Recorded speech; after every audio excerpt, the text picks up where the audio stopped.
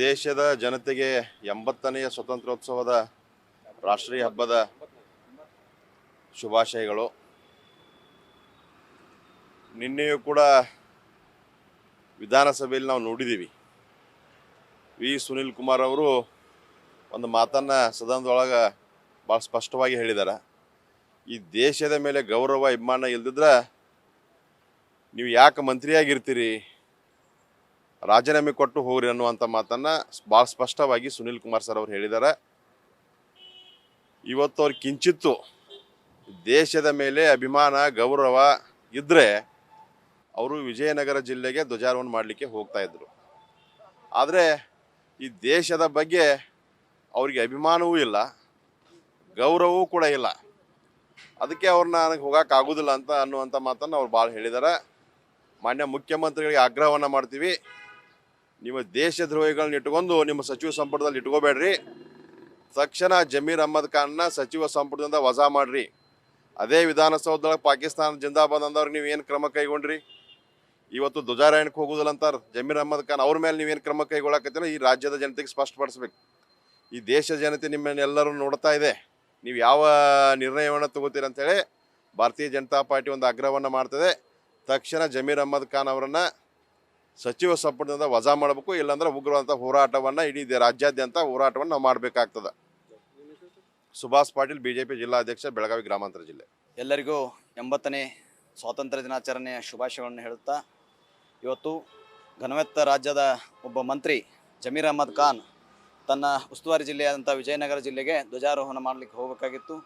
ಅದರ ಬೆಂಗಳೂರು ಚುನಾವಣೆಯಲ್ಲಿ ಬ್ಯುಸಿ ಇರುವುದರಿಂದ ನಾನು ಹೋಗಲಿಕ್ಕೆ ಆಗೋದಿಲ್ಲ ಅಂಥೇಳಿ ಹಾರಿಕೆ ಉತ್ತರವನ್ನು ನೀಡಿ ಈ ದೇಶಕ್ಕೆ ಹಾಗೂ ಈ ಸ್ವಾತಂತ್ರ್ಯ ದಿನಾಚರಣೆಗೆ ಅವಮಾನ ಮಾಡಿದ್ದಾರೆ. ಅವರನ್ನು ಈ ರಾಜ್ಯದ ಮುಖ್ಯಮಂತ್ರಿ ಅಂತ ಶ್ರೀ ಡಿ ಕೆ ಶಿವಕುಮಾರ್ ಸಂಪುಟದಿಂದ ಕಿತ್ತೊಗಿಬೇಕು. ಅವರು ಕಿತ್ತೊಗಿಲಿಂದ ಈ ಕಿತ್ತೊಗೆಯುವವರೆಗೆ ಈ ಜನ ರೊಚ್ಚಿಗೆದ್ದು ಅವರನ್ನು ಎಲ್ಲಿ ಸಿಗ್ತಾರೆ ಅಲ್ಲಿ ಅವರ ಮುಖಕ್ಕೆ ಮಸಿ ಬೆಳೆಯುವಂಥ ಕೆಲಸ ಮಾಡ್ತಾರೆ ಅಂಥೇಳಿ ನಾನು ಹೇಳಲಿಕ್ಕೆ ಇಷ್ಟಪಡ್ತೀನಿ. ಯಲ್ಲೇಶ್ ಕೋಲ್ಕಾರ್, ಬೆಳಗಾವಿ. ಈ ದೇಶದ ಜನತೆಗೆ 80ನೇ ಸ್ವಾತಂತ್ರ್ಯೋತ್ಸವದ ಶುಭಾಶಯಗಳನ್ನು ಮೊದಲಿಗೆ ಹೇಳ್ತಾ ಇದ್ದೀನಿ. ಇತ್ತೀಚೆಗೆ ಮೊನ್ನೆ ಈ ರಾಜ್ಯದ ಸಚಿವರಾಗಿರ್ತಕ್ಕಂಥ ಜಮೀರ್ ಅಹ್ಮದ್ ಅವರು ವಿಜಯನಗರ ಜಿಲ್ಲೆಗೆ ನಾನು ಧ್ವಜಾರೋಹಣ ಮಾಡಲಿಕ್ಕೆ ಹೋಗಲಿಕ್ಕೆ ಸಮಯ ಇಲ್ಲ ಅನ್ನುವಂಥ ಒಂದು ಏನು ಸಂದೇಶವನ್ನು ರವಾನಿಸಿದ್ದಾರೆ. ಇದು ಸಂವಿಧಾನಕ್ಕೆ ವಿರುದ್ಧವಾಗಿರ್ತಕ್ಕಂಥ ಹೇಳಿಕೆಯನ್ನು ಅವರು ಕೊಟ್ಟಿರ್ತಾರೆ. ಇದನ್ನು ನಾವು ಸಾರ್ವಜನಿಕರು ತೀವ್ರವಾಗಿ ಅದನ್ನು ಖಂಡಿಸ್ತೀವಿ. ಈ ಕೂಡಲೇ ಅವರು ಕ್ಷಮೆಯನ್ನು ಕೇಳಿ ಸಚಿವ ಸ್ಥಾನದಿಂದ ರಾಜೀನಾಮೆ ಕೊಡಬೇಕಂತ ಹೇಳಿ ಈ ಮೂಲಕ ಒತ್ತಾಯಿಸ್ತಾ ಇದ್ದೀನಿ. ಸಂತೋಷ್ ದೇಶ್ನೂರ್. ದೇಶದ ಜನತೆಗೆ 80ನೇ ಸ್ವಾತಂತ್ರ್ಯೋತ್ಸವದ ಶುಭಾಶಯಗಳು. 80ನೇ ಸ್ವಾತಂತ್ರ್ಯೋತ್ಸವ ಇಡೀ ದೇಶ ಇವತ್ತು ಈ ಹಬ್ಬದೊಳಗೆ ಪಾಲ್ಗೊಳ್ತಾ ಐತಿ.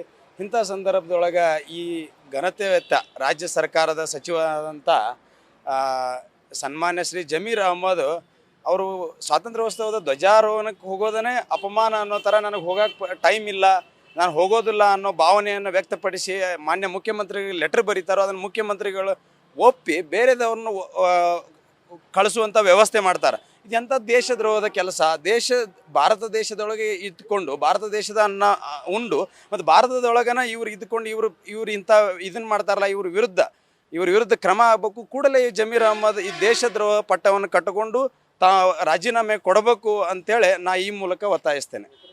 ಮಾಂತೇಶ್ ಚಿನ್ನಪ್ಪಗೌಡರು, ಬೆಳಗಾವಿ ಗ್ರಾಮಾಂತರ ಯುವ ಮೋರ್ಚಾ ಜಿಲ್ಲಾಧ್ಯಕ್ಷ. ಮೊದಲನೇದಾಗಿ ದೇಶದ ಎಲ್ಲ ನಾಗರಿಕರಿಗೆ 80ನೇ ವರ್ಷದ ಸ್ವಾತಂತ್ರ್ಯೋತ್ಸವದ ಹಾರ್ದಿಕ ಶುಭಾಶಯಗಳನ್ನು ತಿಳಿಸ್ತಾ, ಈ ರಾಜ್ಯದ